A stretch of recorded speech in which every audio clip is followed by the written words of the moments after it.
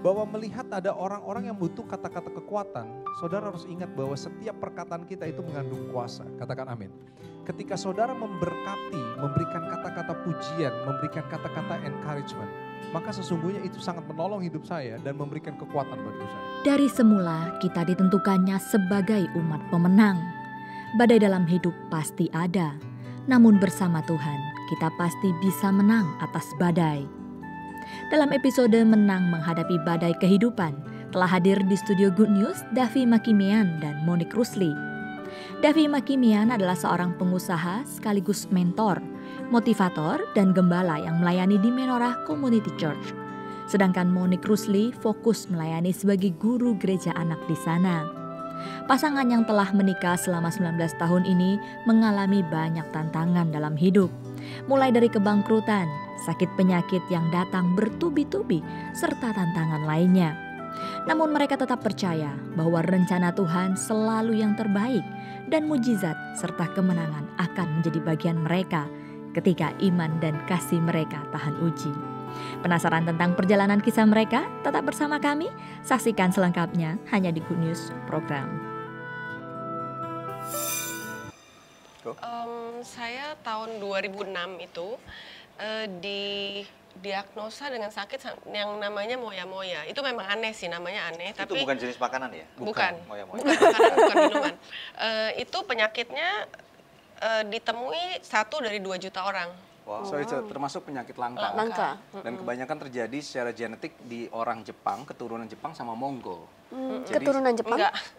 saya begitu dulu, saya bilang sama dia begitu, Monique, kamu ini dulunya ini keturunan Mongol atau Jepang. So, singkat ceritanya pada saat itu ditemukan dan kita kaget terus terang dan kita akhirnya pergi ke Singapura. Dan waktu itu Singapura menyatakan bahwa kami tidak bisa menangani penyakit ini karena penyakit ini langka sekali. Nggak pengalaman ya? Tidak pengalaman karena jarang sekali terjadi. Perasaan Monique waktu itu bagaimana? Waktu sakit yang Seperti aneh banget itu? serangannya itu seperti tandanya itu symptomsnya seperti stroke. Jadi suatu hari kita lagi jalan-jalan, tiba-tiba saya nggak bisa ngomong. Jadi lidahnya kayak terlipat ke dalam, terus jarinya ini ujung-ujung jari itu semuanya kebal. Jadi kalau pegang sesuatu udah nggak berasa. Wow. Nah 2 hari sebelum serangan besar itu, saya lagi makan siang, nggak berasa saya makan aja. Tiba-tiba waktu pulang ngaca, kok mulut saya semuanya sakit. Ternyata udah kegigit semuanya, dalamnya nggak berasa. So simptomsnya nggak kayak berasa. simptomsnya kayak orang stroke. Simptomsnya kayak orang stroke, ngomongnya cadel. Singkat ceritanya pada suatu malam itu diadmit ke salah satu rumah sakit dan dinyatakan nggak ada apa-apa.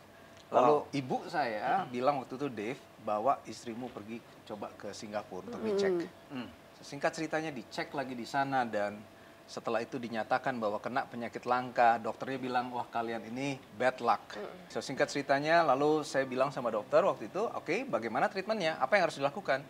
Kita tidak bisa lakukan. Jalan satu-satunya adalah harus dioperasi, kepalanya harus dibuka. Karena operasinya besar, jadi tidak bisa dilakukan sekaligus. Moya-moya adalah otak ini tidak mendapatkan suplai oksigen dan darah yang cukup karena pembuluh darahnya nggak cukup. Sehingga harus dilakukan bypass. Dicait lagi, ditempelkan ke otak pembuluh syarafnya itu. Istri saya hari ini rambutnya seperti ini karena story-nya itu 2 kali dibotakin, setelah itu udah nyaman seperti ini ya udah keterusan. So ini ada testimoninya nih melalui ini gitu.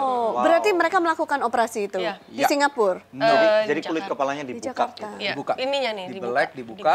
Pada saat itu lalu mujizatnya adalah yang pertama, dokter Singapura bilang, saya kenal seorang dokter di Jepang namanya Profesor Suzuki di Jepang, di Nagoya. Apakah kalian willing untuk pergi ke sana?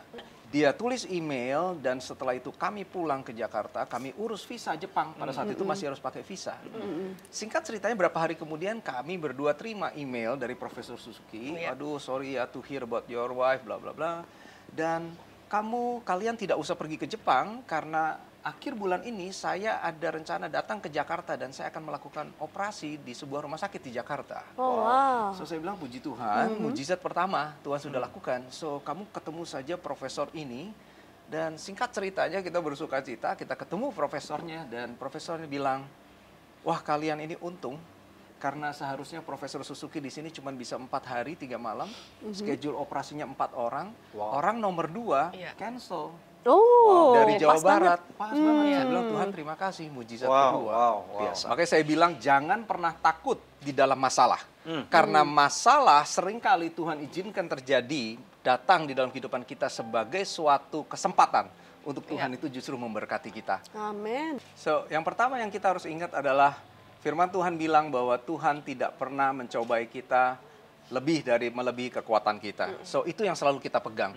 Seberat apapun badai, tantangan, ujian yang kita alami, selalu kita bilang, Tuhan, kalau ini Engkau izinkan terjadi dalam kehidupan kami tahu bahwa Tuhan tahu kami sanggup untuk menanggungnya. Amen. Makanya firman Tuhan bilang pencobaannya biasa. So, itu yang pertama kali harus diingat, bahwa Tuhan tidak pernah mencobai melebihi kekuatan kita. Yang kedua yang sangat penting adalah untuk terus membangun fondasi iman kita di dalam Tuhan. Terdengar klise mungkin, tapi itulah kunci daripada kekuatan.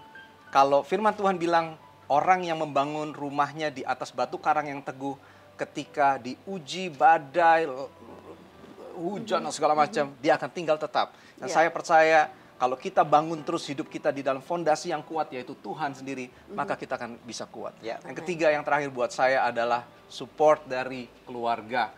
Buat saya support suami istri, sepakat, bersama-sama, nggak boleh jalan sendirian. Saya percaya di dalam kata sepakat ada mujizat. Saya bisa mengalami kelemahan, Monik support. Monik bisa di dalam kelemahan, saya support.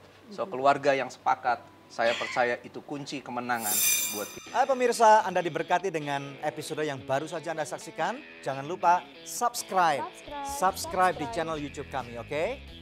Karena masih ada begitu banyak episode Good News lainnya yang pasti akan memberkati kehidupan Anda.